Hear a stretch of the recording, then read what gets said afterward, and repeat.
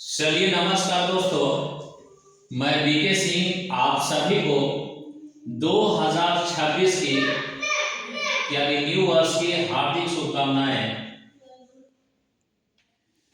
जी हाँ मित्रों, कहते हैं कि शब्दों की अहमियत आपके बोलने के विचारों से पता चलता है, वरना हर गली चौराहे पे लिखा होता है वेलकम। यानी मेरे प्यारे मित्र, जो भी मैं बोल रहा हूं या शेयर कर रहा हूं बिल्कुल दिल से आप सभी स्टूडेंट के लिए या सभी के लिए मैं ये कहना चाहता हूं कि संघर्ष का दूसरा नाम ही जवानी है, और वो जवानी किस काम के जो तपे नहीं। आप अपने आप को जितना तपाएंगे लाइफ में उतना ही सफल होंगे, क्योंकि इतिहास गवाह है कि संघर्ष जितना बड़ा होता है सफलताएं उतनी शानदार होती हैं। जी हाँ मित्रों, आपने बहुत प्रयास किया और 2025 में आप सफल ना होकर असफल रह गए, तो इसका मतलब यह नहीं हुआ कि आप 2026 में सफल नहीं होंगे, क्योंकि रविंद्रनाथ टैगोर ने बहुत खूबसूरत एक बात कही है कि जीरो के बारे में ना जानना कोई बुरी बात नहीं है। हो सकता है कि जीरो के बारे में आपको नॉलेज इसलिए नहीं है क्योंकि इससे पहले आपको कोई बताया ही नहीं हो। यानी जीरो के बारे में ना जानना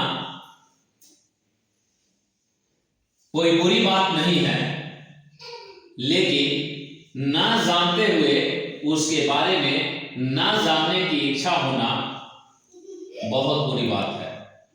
मेरे मित्र, आप सभी बहुत ऐसे स्टूडेंट होंगे जो 12th देकर 2026 में आपको अपने आप को ढालना होगा, यानी वहां से एक आपको चयन करना होगा कि हम किस दिशा में जाएं। क्योंकि कहते हैं कि 12th पास होने के बाद जिंदगी यूं रेल की पटरी की जैसा हो जाती है। जैसे आप जाते हैं तो देखते होंगे कि रेलवे स्टेशन पे गए तो बहुत तरह का आपको पटरी नजर आएगा। एक पटरी ये साइड जा रही है, ये तरफ एक सीधा, यानी अनंत पटरियां नजर आएंगी। आप कंफ्यूज हो जाएंगे कि हमें किस मार्ग पर जाना है। वह सेम चीज होता है 12th के बाद स्टूडेंट के लाइफ में, क्योंकि 12th पास करने के बाद आपकी जीवन जस्ट रेल की पटरियों की जैसा हो जाती है, क्योंकि वहां से चयन करना बड़ा ही मुश्किल हो जाता है कि हम आईआईटी का तैयारी करें, या हम नीट के लिए प्रिपरेशन करें, या हम एयरफोर्स में जाएं, या हमें वहां से कोई कमीशन का पढ़ाई करना है उसके लिए टारगेट करें, या क्लैट के लिए जाएं, या बैंकिंग सेक्टर चूज करें, या एसएससी सेक्टर चूज करें। ये सेक्टर चूज करना बहुत ही कठिन हो जाती है। लेकिन हाँ, हम इतना जरूर कहेंगे कि उसमें आप ये देखिए, ये जरूरी नहीं, हो सकता है कि आपका मन हो या आपका ब्रेन हो कि नहीं हमें मेडिकल का क्षेत्र में जाना है, तो आप जिस सेक्टर में जाएं, जो जिसमें मन है, जिसमें रुचि है, आप उसी में जाएं। या आपको मन है कि हम इंजीनियरिंग का फील्ड में जाएं, तो बिल्कुल उसी रास्ते में चले जाएं। जिस चीज में आपका रुचि है, आप किसी का नहीं सुनिए, चाहे आपके मम्मी कहे या पापा कहे या कोई मित्र कहे कि नहीं तुम्हें ये चीज बनना है। नहीं, आपको सिलेक्ट करना होगा कि रियल में हमें क्या बनना है, और आपको जिस चीज में रुचि होगी आप बस वही कदम बढ़ाइए, और बढ़ाते बढ़ाते आगे जाकर आपको सफलता जरूर मिलेगी। लेकिन जी हाँ, मैं BK Singh English lab Patna आप सभी को एक अनुभव जरूर शेयर करना चाहूंगा कि अगर 12th के बाद अगर कहीं ऑप्शन की अगर बात हो तो वहां के बाद आप एक्टर बन सकते हैं, क्रिकेटर बन सकते हैं, या गवर्नमेंट जॉब में जा सकते हैं। तो अगर गवर्नमेंट जॉब को अगर चूज करें तो सबसे पहले हम जरूर कहेंगे कि 12th के बाद आप अपनी सिलेक्शन